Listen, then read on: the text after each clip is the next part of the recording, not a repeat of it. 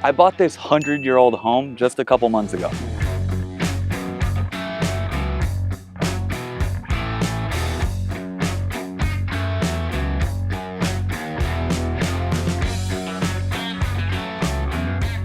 This house is pretty rough, but my plan is to completely gut it and transform it into a brand new home. But before I get into this remodel, I need a place to crash.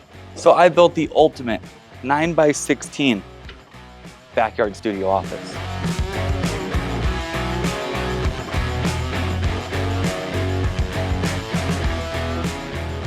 So little by little, week by week, I've been coming up here and building out this studio. It's 9x16. It's got vaulted ceilings. I wanted a place that I could crash, but also a place that complements the property. But with that being said, today we are finishing the studio build once and for all. We have a lot to do. I need to mount my television, insert my fireplace, set my cabinet there, set my cabinet here, butcher block, butcher block. Before I do any of that, I need to paint the whole entire place, and I also need to do the flooring. So let's get into it. My wife picked out antique white and an eggshell from Bear Ultra. This is a stain blocking paint and primer. $209 for that 5 gallons, and it should wrap this place up.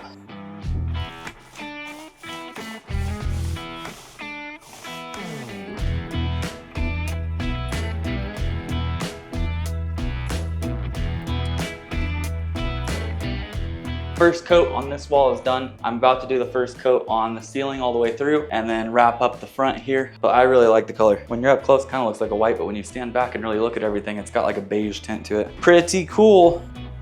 Oh, that is beautiful.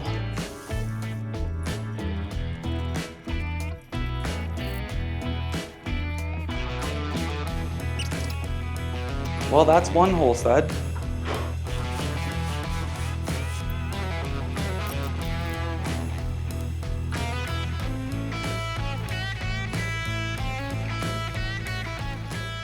So everything is now complete. I went over everything with one coat. I went over this little section with 2 and that little section with 2. So ideally I don't have to touch it again once I put these cabinets in. So that's the plan. I'm hoping they fit.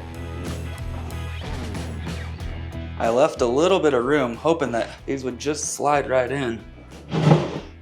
I'm not gonna lie, this looks too tight.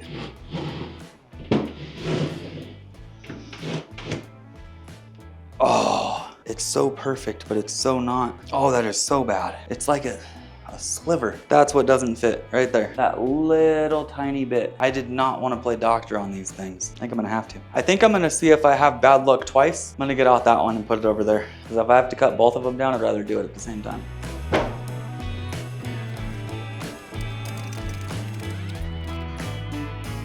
This one's too tight too. I have a theory. All we need to do is just get this little bit here taken off. So what I'm gonna do is take my saw and I'm gonna run it all the way down the face of that cabinet. And that should allow both sides to go in all the way. I still can't believe I did that. Now for those of you guys that might not understand why this happened, let me explain it. On your corners, the windows, the doors, things like that, you have a corner bead that goes on that plastic piece. And then you mud out over that. And if you're really good, probably doesn't stick out too much, but when you're not really good like me and you go to do it, you put that corner bead on and then you essentially float out the drywall to the outside. It looks good, but it doesn't function good. I should have thought about this before I put these in, but that's okay. We don't complain, we're just gonna fix it. So I'm gonna get my saw, I'm gonna run that cut down, I'm gonna run this cut down, and we're gonna fix this thing.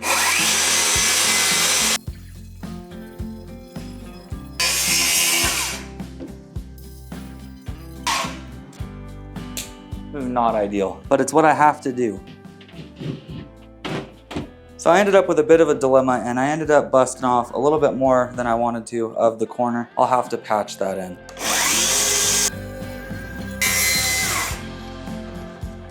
Same thing here, this is just gonna slide on in. This one's a tight fit.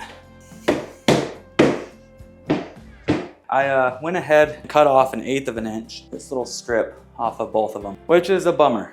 I don't like that I did that, but it is what it is. Once I get these screwed off and put in place, I'll patch this little bit down here that I messed up and keep on trucking. I've been using DeWalt tools for years, and with the framing side of things, having a compound miter saw or a 7 1/4 down here, it's great for making rough cuts, but what about those precise cuts that matter?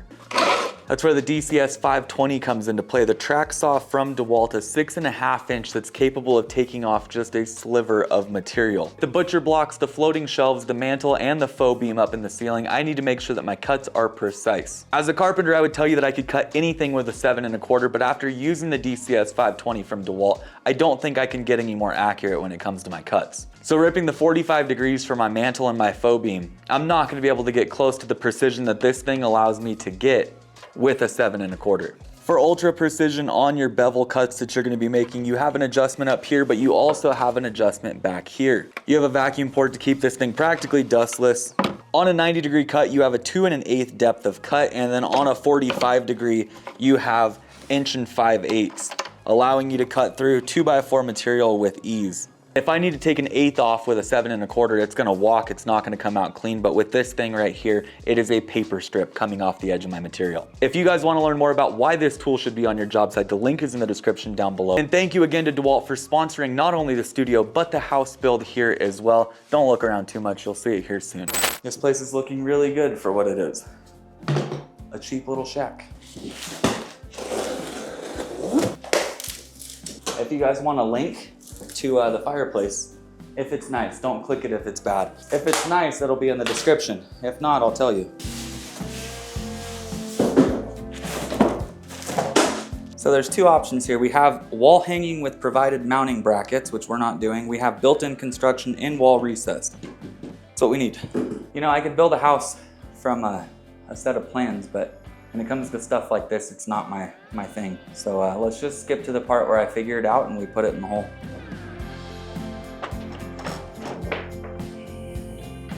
There we go.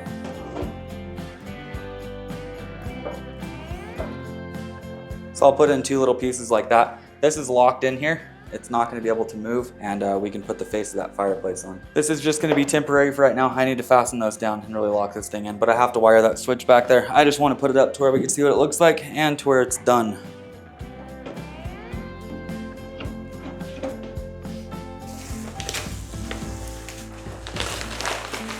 This was the aesthetic that I was after. Cabinet, fireplace, mantle, couple pictures up here, TV. It's perfect. I built this whole entire studio based off of this back wall. All I wanted was a nice focal point in this studio where you walk in and you think, that's not just a regular old shed, and I think we killed it. How high is too high for a TV? Do I put the TV here and up? Then there's too much blank space up there. If I factor in a mantle going like here, then I think the TV starting about here. The TV's only gonna be this big, it's not very big. I'll bring it out here and we'll look at it and see what we think.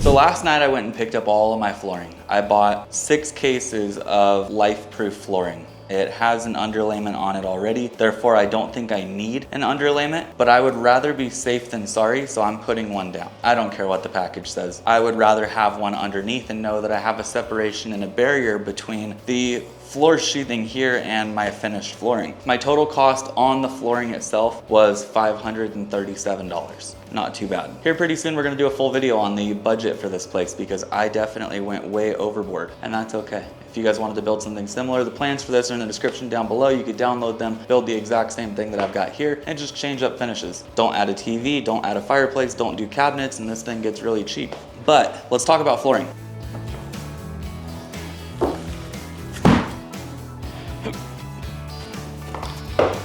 All right, last one. Now I'm gonna start the flooring on this wall, the window wall, and bring it all the way back this way. The reason that I'm starting on that side and working my way this way is I have nothing on that wall. I want a full piece. I don't know if this is gonna work out being a ripper down here at the bottom, but we'll start with a full piece there, work our way over to here, and whatever this is, it is. I'll have a couch over here, a side table, so we should have plenty of stuff on this back wall. It shouldn't really impact us if we have a little sliver. So that's the game plan.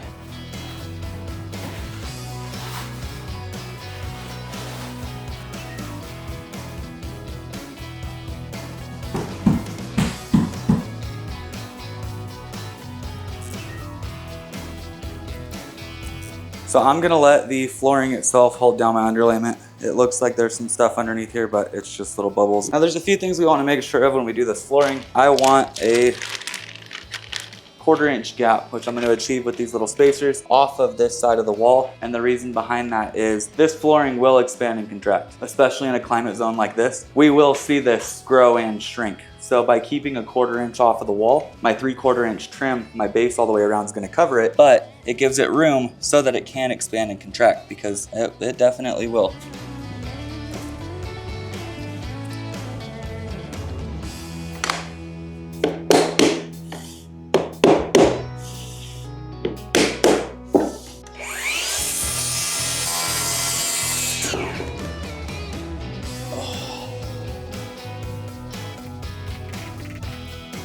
With flooring, you want to stagger things. Similar to our roof sheathing, how we want to offset. The reason for that is you don't want to railroad right there. It'll buckle, cause a bunch of problems. So by interlocking everything as we go, it's going to create a stronger diaphragm for the flooring itself. It's also going to space things out so your eyes don't catch patterns. It's one of my biggest things when it comes to doing flooring, tongue and groove, or really anything like the lap siding that we do as well.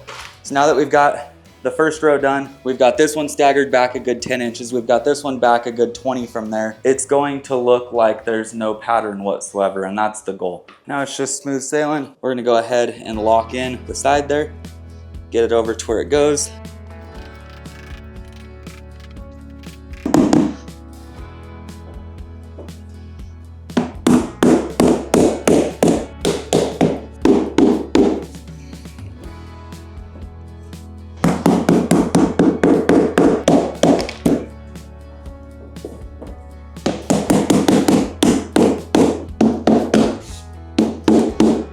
Looking really good. Feels great.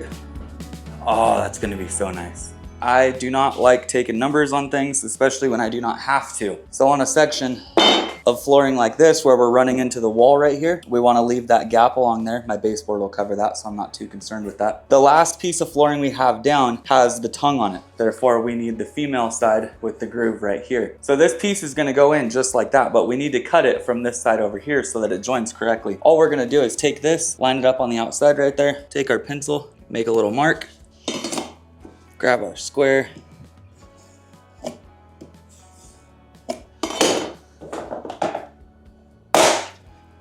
just like so. We're gonna stick that in. Give it a little, and it's done. So instead of going through and pulling numbers for this stuff, doing flooring, you really shouldn't have to pull numbers at all. You can pretty much scribe your way around everything. I'm super happy with the flooring choice. I think it complements the walls really nicely. It's gonna tie together with the beam up here and the mantle over there. It's gonna look good.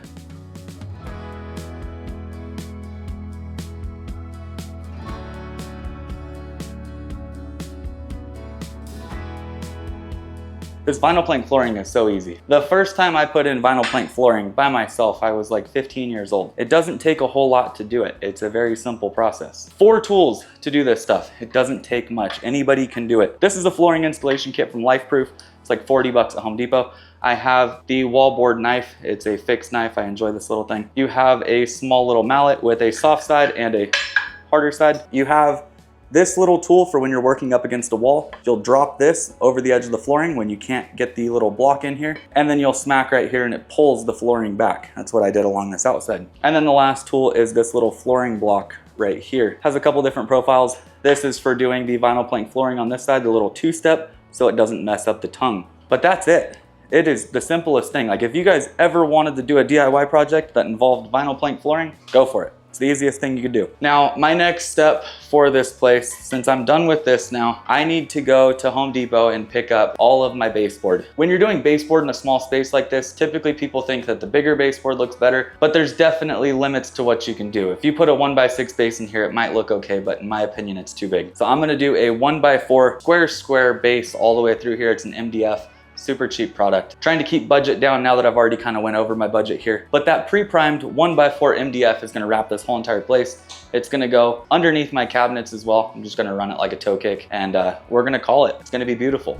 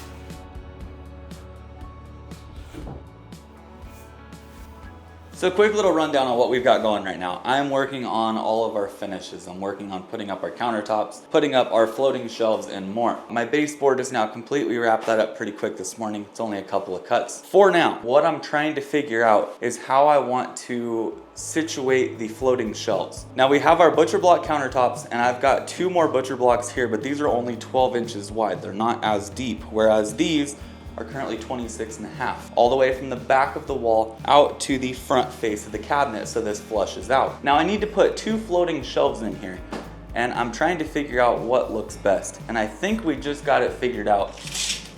From the middle of the wall, top to bottom, I'm 63 inches. So if you split that up and we do 20 inches to the bottom of the first one and 40 inches to the bottom of the second one, it should look like equal thirds going all the way up. That's what we're going to try for now, and we're gonna see how it looks. I'm hoping it looks good.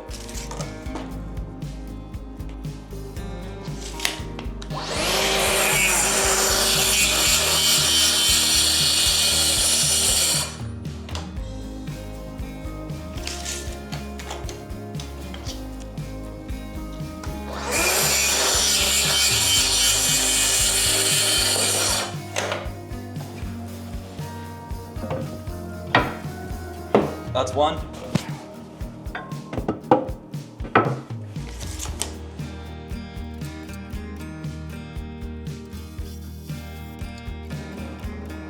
There's the last one. So now I need to shoot another line up higher and get that going. It's already a little crammed in here. I have you guys on a tripod, this tripod, so I really don't want to add any more, or I would bring out the tripod for the laser.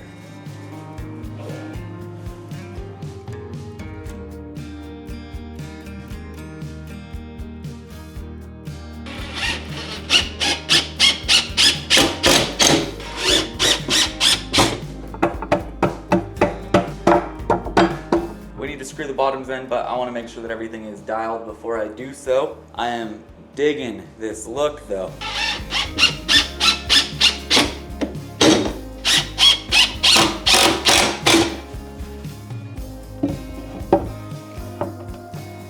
That's 1, that's 2, that's 3, that's 4. We are done. We are almost at the finish line, you guys. I'm looking forward to it. So I just cut up these pieces of pine. These were 1 by 8 by 6 foot, and I cut a couple little pieces. I need to build out this mantle. I've decided that 1 inch bigger than the fireplace will look pretty good. Nice reveal on both sides. A typical mantle will be anywhere from 6 to 12 inches deep, and the thing about this one is it's more of a cosmetic than a function. I'm not really going to use this for anything. So I decided that it would probably be best if it was much shorter, because I also don't want it protruding out too far into the room. So I went with around 4 inches, 4.5 total is what it's going to stick off of the wall. And I think that'll be plenty fine.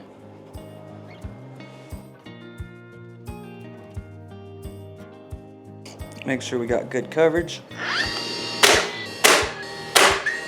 Should look pretty sharp.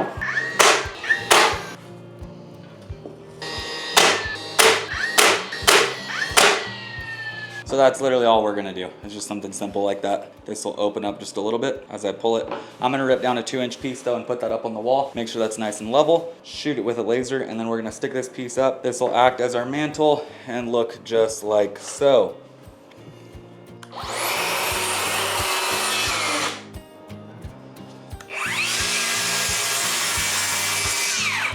So after a bit of a wrestling match, I have got this right where I want it. It is perfectly centered. I will be able to put in my little extra pieces and we will be good.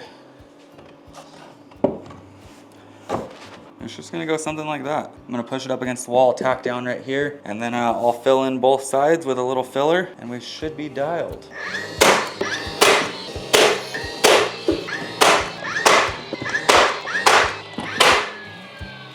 Exactly what we were hoping for. Just a small little mantle. You could put some good weight up there if you really wanted to, and it'll hold quite a bit. We're not going to really put anything up here, but it looks cool, right? This is going to get stained the same color that I stained the beam up there, but I'm not staining anything today. I'm going to leave it raw for the aesthetic, to where you guys know what raw wood looks like, and I'll stain it later. We are finally coming to a close on the studio build, and I have to say, this one meant quite a bit to me. I'm gonna have to come out here every single night after working on that house, the long days, the long nights, and this is where I'm gonna stay. So I wanted it to be nice. I could have built an 8-foot tall, flat ceiling, super basic, no pop outs, no fancy built-ins like we've got, but what would be the fun in that? I would show you guys how to build some super basic shed and then live in it for a while. I would rather go all out and say that we did our best and came up with a really cool end product, and I think we did. I ended up changing the chandelier because I wasn't a fan of the last one. The exposed beam is up, but still needs to be stained. The countertops, the butcher block shelves still need to be stained, but knowing me, they're probably gonna stay raw for quite some time. We ended up with a 24-inch cabinet on both sides. We've got 24-inch by 12-inch deep butcher block shelving on both sides. The spacing in between each of these, dead center on the middle, is 20 inches. And as you can see, these hold quite a bit of weight. They're fastened into the studs, into the drywall backing. I can even hang on the I'm not gonna do that. That would be funny though. It won't hold. We've got a TV. We have a little mantle that I built by hand out of some pine. This needs to be stained as well. And then we've got our fireplace down here at the bottom. I really like this space. I'm super happy with how it came out. Now it is crazy to think about what we started with. When I bought this house a few months ago, there was that nasty old shed that was here. It was 12 feet wide, 16 feet deep, and it was just not appealing. It was an eyesore. Behind it, I had 8 trees that lined the back of the property. We got rid of all those trees because half of them were dead. 2 of them hung over my neighbor's house, and I wanted to get rid of them anyways. We flattened this thing out, and the project started off very rocky. I traveled all the way out here, and when I got here, the snow was so thick that pouring a slab just wasn't an option. That was when we switched to that post and beam foundation and framed out the floor system. I had already spent $771 on all the rebar and all the forming material to build this thing out by the time that we did that. So I was out $1,000 before I even started. We came a long way since then, and I think we finished out all right. I do have a full video coming out on the budget breakdown of this thing. I went way overboard, but you can definitely build it within the budget that I talked about early on. And the coolest part to me is I have this beautiful mountain range out there, covered in snow, these big trees, and it is an awesome sunset every single night. Sunset's right over the top of that mountain. So while I'm in my office, my home, my all-in-one building, I'm gonna get to watch a beautiful sunset and know that I'm sleeping in a place that wasn't an ex-hoarder house. That I'm looking forward to. Now, my favorite part about this build is not only do I get to share my budget, my breakdown, and everything that I've done here, I also get to share the plans with you. I had a draftsman draw up this place exactly how I built it, down to the 1/8 of an inch, so that you guys can replicate it in the case you want to. This is the perfect little art studio, man cave, she shed, hangout spot, whatever you want it to be. And I wanted you guys to have access to that free of charge. So in the description down below, you'll find a download link to the ultimate backyard studio. You guys can download that, check it out, change it up if you want to. And if you guys have any questions whatsoever about building that, maybe you're stuck on rake walls or you're not sure how to cut your rafters, my email's down there as well, and you can contact me anytime. But I hope you guys enjoyed this video. I hope you enjoyed getting to watch this transformation from a dirt lot with a nasty little shed to a beautiful little backyard studio that is gonna give me a place to lay my head at night while I renovate this house. And with that said, make sure to hit that subscribe button and keep posted with the notifications on, because that house right there is about to get fully gutted and transformed into a beautiful little 2-bed, 1-bath.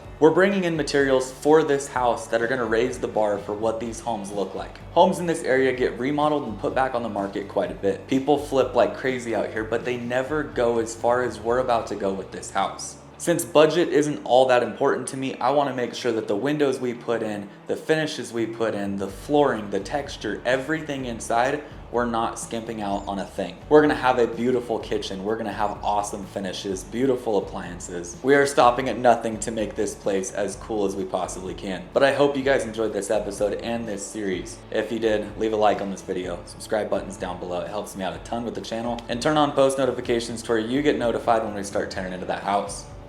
And I'll see you guys then.